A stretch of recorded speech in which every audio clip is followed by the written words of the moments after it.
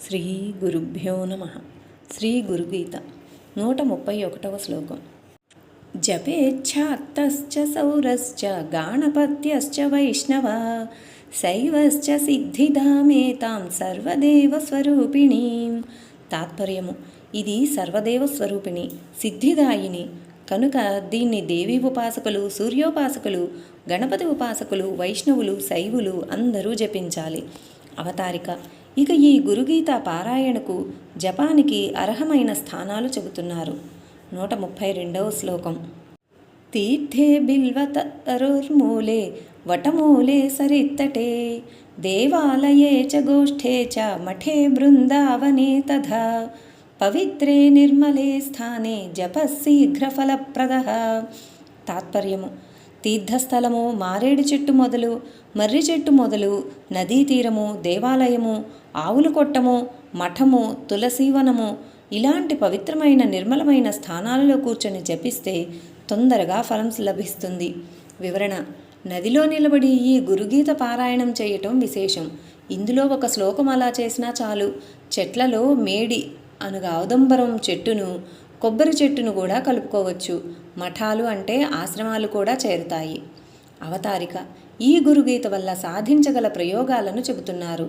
133వ శ్లోకం.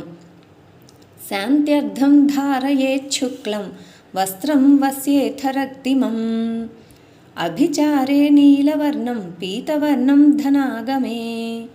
తాత్పర్యము: దీనిని శాంతికై, మోక్షానికై జపించేటట్లయితే తెల్లని బట్ట కట్టుకొని జపించాలి. వశీకరణ కోసమైతే ఎర్రబట్ట, ధనం కోసమైతే పసుపు పచ్చ బట్ట కట్టుకొని జపించాలి. వివరణ: తత్వచింతన లేని వాళ్ళని ఇలాంటి శ్లోకాలే దారి మళ్లిస్తాయి. చూడండి, ఇక్కడ వశీకరణం అంటే ఇంద్రియాలను వశీకరణం చేసుకోవటం అని అర్థం. అలాగే కామకర్మలతో కూడిన మోహానికి అభిచారమని పేరు. దీని నాశానికి నల్ల వస్త్రం ఉపయోగిస్తుంది. ధనం అంటే సులభంగానే స్ఫురిస్తుంది మీకు. జ్ఞానమే అసలైన ధనం. 134వ శ్లోకం. గురుభక్తో భవేత్ శీఘ్రం గురుగీతా జపేనతు ధన్యా మాతా పితా ధన్యో ధన్యా వంశ్యా జనా అపి ధన్యా చ వసుధా యత్ర గురుభక్త ప్రజాయతే. తాత్పర్యము: గురుగీత జపించిన వాడు త్వరగా గురుభక్తుడవుతాడు. అట్టి గురుభక్తుని కన్న తల్లిదండ్రులు, అతని వంశం వారు, ఆ దేశంలోని వారు కూడా ధన్యులు. వివరణ: చంచలమైన మనస్సుతో ఊగిసలాడే వాళ్లకు ఈ గురుగీత పారాయణ చాలా ఉపయోగిస్తుంది. 135వ శ్లోకం. ఇదం రహస్యం నో వాచ్యం యస్మై కస్మై చన ప్రియే అభక్తే వంచకే ధూర్తే పాషండే నాస్తికే తథా మనసాపి న వక్తవ్య గురుగీత కదాచన. తాత్పర్యము: పార్వతి, ఈ గురుగీతను ఎవరికి పడితే వారికి చెప్పరాదు. భక్తి లేనివాడికి, మోసగాడికి, ధూర్తుడికి, పతితుడికి, నాస్తికుడికి చెబుదామని మనసులో కూడా అనుకోరాదు. వివరణ: వెనుకటి శ్లోకంలో చంచలంగా ఉండేవాళ్ళు కూడా దీన్ని పారాయణ చేయవచ్చు అన్నారు. కానీ దీన్ని ఎవరికి చెప్పరాదో వాళ్ళని ప్రత్యేకంగా చెబుతున్నారు. అవును, చెప్పకూడని వారికి చెప్పరాదు. ఇది విద్యానియమం. విద్యానియమం మాత్రమే కాదు, లోకనియమం కూడా. ఆకలి లేని వారికి అన్నం పెట్టరు కదా. నీకు బోధించాలని దురద ఉండరాదు. నిరతాన్నదానం చేసినందువల్ల నువ్వు మహాదాతవవుతావు కదా అని జనమంతా బీదవాళ్ళు కావాలని కోరుకోరాదు. అలాగే నువ్వు గురువు కావటం కోసం ప్రతివాడికి ఉపదేశాలు చెయ్యరాదు. అర్హుడైన వాడికే చెప్పాలి. అవతారిక: అర్హుడైన వాడికి ఉపదేశించి తీరాలంటున్నారు. 136వ శ్లోకం. అత్యంత పక్వచిత్తస్య శ్రద్ధా భక్తియుతస్య చ ప్రవక్తవ్యా ప్రయత్నేన మమ ఆత్మా ప్రీయతే తదా. తాత్పర్యము: బాగా పరిపక్వమైన మనసు గలవాడికి, శ్రద్ధాభక్తులు కలవాడికి దీనిని తప్పక చెప్పాలి. అలా చెబితే నా మనసు సంతోషిస్తుంది. అవతారిక: తను గురువు కావాలనే వెర్రి తగదన్నారు కదా. ఇప్పుడు అనర్హులైన బడుగు గురువులను ఆశ్రయించవద్దని బోధిస్తున్నారు. ఇక 3 శ్లోకాలలో. 137వ శ్లోకం. గురవో బహవః సంతి శిష్య విత్తాపహారకాః దుర్లభః స గురుర్లోకే శిష్య సంతాపహారకః. తాత్పర్యము: శిష్యుల డబ్బు దోచుకునే గురువులు లోకంలో చాలామంది ఉన్నారు. కానీ శిష్యుడి తాపాలను దోచుకునే గురువు దొరకటం చాలా కష్టం. 138వ శ్లోకం. జ్ఞానహీనో గురుం మన్యో మిథ్యావాది విడంబకః స్వవిశ్రాంతిం న జానాతి పరశాంతిం కరోతి కిం. తాత్పర్యము: జ్ఞానహీనుడై అసత్యాలతో ఆడంబరాలతో తనను గురువుగా చెప్పుకునేవాడు తనే ఆత్మశాంతి నెరుగడు. అటువంటి వాడు ఇతరులకు శాంతి కలిగిస్తాడా? అట్టివాడిని గురువుగా తీసుకోవద్దు. 139వ శ్లోకం. స్వయం తరితుమక్షమః పరాన్నిస్తారయేత్ కథం దూరే తం వర్జయేత్ ప్రాజ్ఞో ధీరమేవ సమాశ్రయేత్. తాత్పర్యము: తను తరించలేనివాడు ఇతరులను ఎలా తరింపజేస్తాడు? తెలివిగలవాడు అట్టివారిని దూరంగా వదిలి ధీరుడైన సద్గురువునే ఆశ్రయించాలి. అవతారిక: మరొక్కసారి సచ్చిదానంద స్వరూపి అయిన గురువునకు నమస్కరిస్తూ గ్రంథాన్ని ముగిస్తున్నారు. ఇక 3 శ్లోకాల్లో. 140వ శ్లోకం. సచ్చిదానంద రూపాయ వ్యాపినే పరమాత్మనే నమః శ్రీ గురునాథాయ ప్రకాశానందమూర్తయే.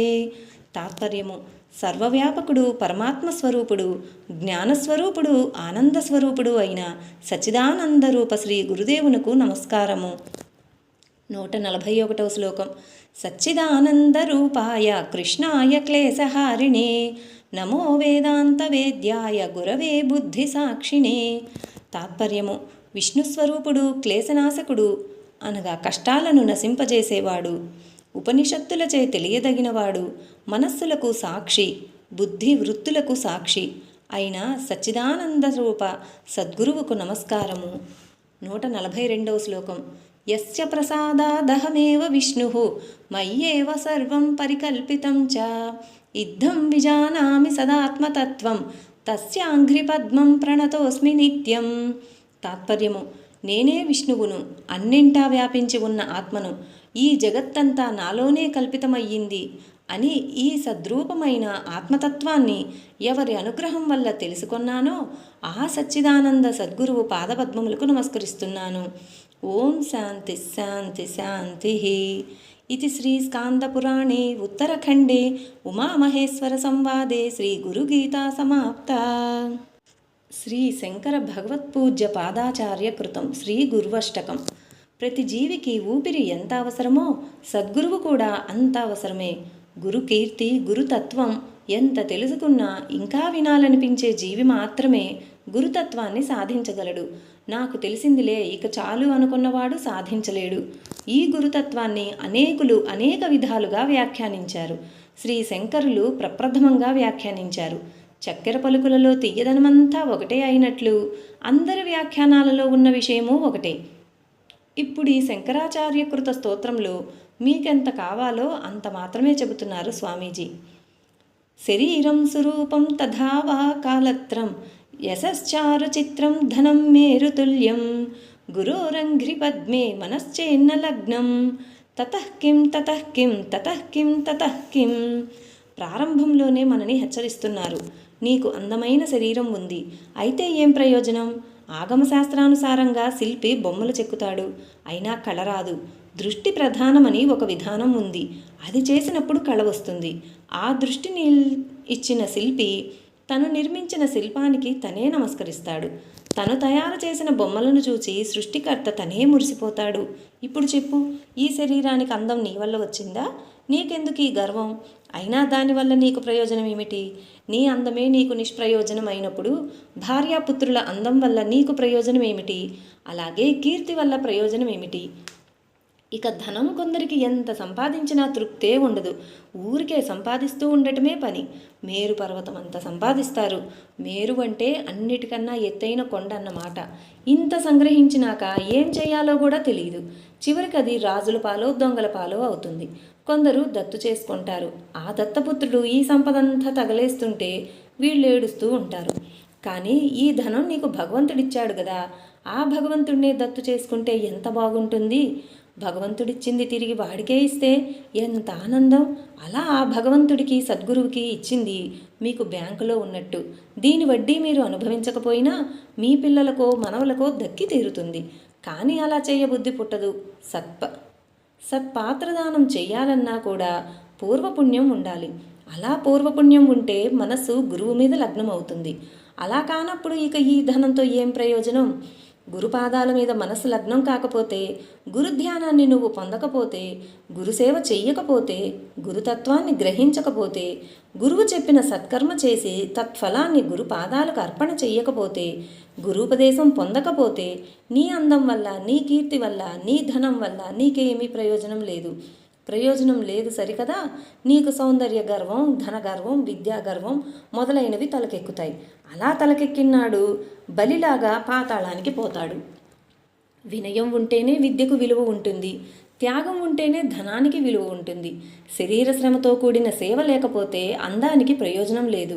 వాసన లేని అందమైన పూలు పూజకు పనికిరావు కదా. కొన్ని చెట్లు బ్రహ్మాండంగా పెరుగుతాయి, అవి విరిచి పొయ్యిలో పెట్టడానికి కూడా పనికిరావు. గురుసేవతో కూడినప్పుడు, గురువు మీద మనస్సు లగ్నమైనప్పుడు వీటికన్నిటికీ ఫలితం ఉంటుంది. కలత్రం ధనం పుత్ర పౌత్రాది సర్వం గృహం బాంధవా సర్వమేతద్ధి జాతం గురోరంఘ్రి పద్మే మనశ్చేన్న లగ్నం తతః కిం తతః కిం తతః కిం తతః కిం. భార్య, సంపద, పిల్లలు, మనవలు, మనవరాండ్రు, ఓహ్ ఇల్లంతా నందగోకులం. తాత అని పిలిస్తే ఏమిటో ఆనందం. తను ఇంటికి వచ్చేదాకా భార్య అన్నం తిననే తినదని ఎంతో ఆనందం. ఆహా, వీరందరికీ ఎందుకింత ప్రేమ? ధనం మేరుతుల్యం, అదే విషయం. ఒక ఆయన దగ్గర పెద్ద రవ్వలహారం ఉంది. వీడెప్పుడు చస్తాడా అని లోపల ఎదురు చూస్తూ ఉంటారు వారసులంతా. ఇక బంధువులు, బెల్లం ఉంటే ఈగల వాలవా? ధనం, మేడలు, విద్య, బలం, పలుకుబడి ఇవన్నీ ఉన్నాయి కదా, అందుకే వచ్చారు వారంతా. ఇవే లేకపోతే ఒక్కడైనా నీ వంక చూస్తాడా? ఒకరోజు పాపరునయ్యానని పేపర్లో వేసి చూడండి, మర్నాడు భార్య కూడా సరిగా చూడదు. నిస్వార్థమైన ప్రేమ లేనే లేదు సంసారాల్లో. స్వార్థానికి, కామానికి ఒకరినొకరు అల్లుకొని ఉన్నారు. ఈ చెరుకు నుంచి ఆ చెరుకుకి తీపి వచ్చేలాగా దేవుడలా అల్లి పెట్టాడు. కనుక వీటన్నిటి వల్ల నీకేమీ ప్రయోజనం లేదు. కారణం, నీ మనస్సు గురువు మీద లగ్నం కాలేదు. అందుచేత ముందు మనస్సు గురువు మీద లగ్నం చేయి. అప్పుడు ఇవన్నీ నీకు మరింత అందంగా ఉంటాయి, ఆనందంగా ఉంటాయి. అదీగాక వైరాగ్యం కూడా సులభం అవుతుంది. అవసరమైనప్పుడు నిమిషంలో వదిలిపోగలడు. ఎంత కష్టమైనా దుఃఖం లేకుండా నిలవగలడు. షడంగాది వేదో ముఖే శాస్త్ర విద్య కవిత్వాది గద్యం సుపద్యం కరోతి గురోరంఘ్రి పద్మే మనశ్చేన్న లగ్నం తతః కిం తతః కిం తతః కిం తతః కిం. షడంగాలు, వేదాలు, శాస్త్రాలు, విద్యలు అన్నీ నోట్లోనే ఉన్నాయి. అనర్గళంగా ఉపన్యసిస్తాడు. ఆసుకవిత్వం చెబుతాడు. ఎన్నో బహుమతులు, బిరుదులు వస్తాయి. అయితే ఏమి, మనస్సు మాత్రం గురుచరణాల మీద నిలవదు. ఇక ప్రయోజనం ఏమిటి? ఇవన్నీ వ్యర్థమే. విదేశేషు మాన్యః స్వదేశేషు ధన్యః సదాచార వృత్తేషు మత్తో న చాన్యః గురోరంఘ్రి పద్మే మనశ్చేన్న లగ్నం తతః కిం తతః కిం తతః కిం తతః కిం. ఏ దేశానికి వెళ్ళినా ఎంతో గౌరవం. ఎందుకని? అంత పెద్ద విద్యావంతుడు గదా. స్వదేశంలో కూడా ఎంతో ధన్యుడు. కీర్తి ప్రతిష్టలు బాగున్నాయి. సదాచారంతో జీవితం గడుపుకుంటున్నాడు. చాలా నిక్కచ్చి మనిషి. పిల్లలందరినీ ఎంతో క్రమశిక్షణతో పెంచాడు. కట్నాలు పుచ్చుకోడు. వారి పేరు అందరికీ తెలుసు. అయినా ఏం ప్రయోజనం? గురువు చరణాల మీద మనస్సు లగ్నం కాకపోతే? ఇవన్నీ ఉన్నా వీటి వల్ల ప్రయోజనం ఏమిటి? అసలు తత్వం అందనే అందదు కదా.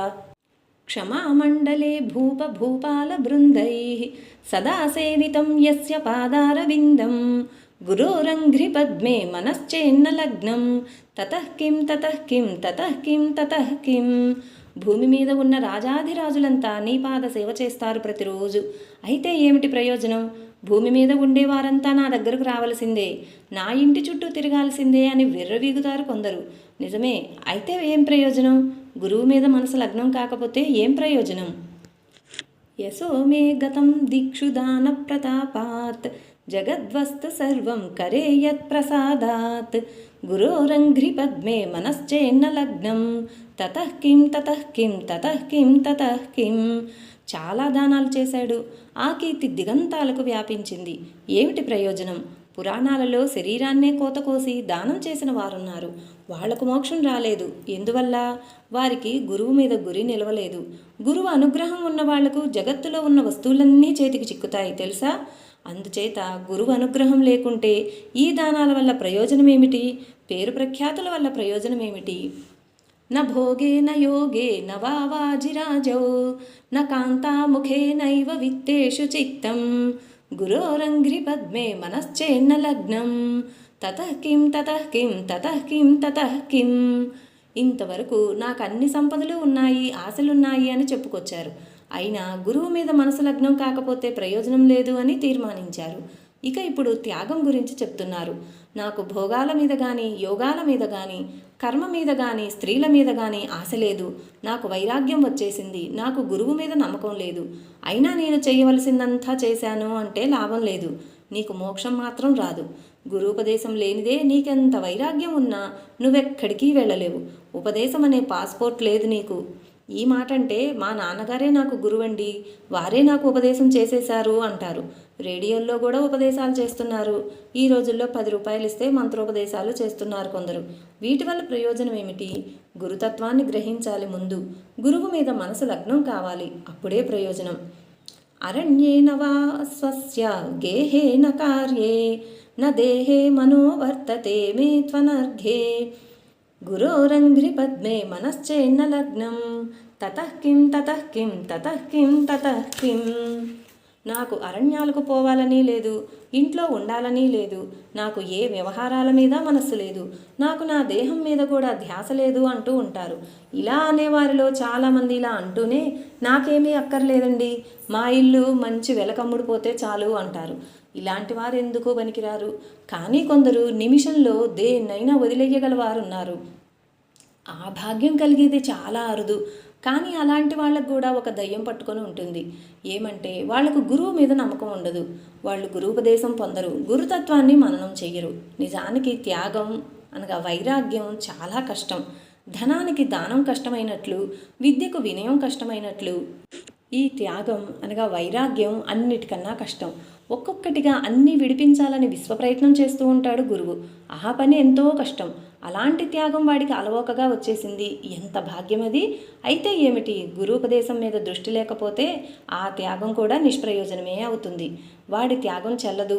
ఈ అష్టకంలో ఒక్కొక్క చరణం, ఒక్కొక్క శ్లోకం, ఒక్కొక్క హృదయం కోసం వస్తుంది.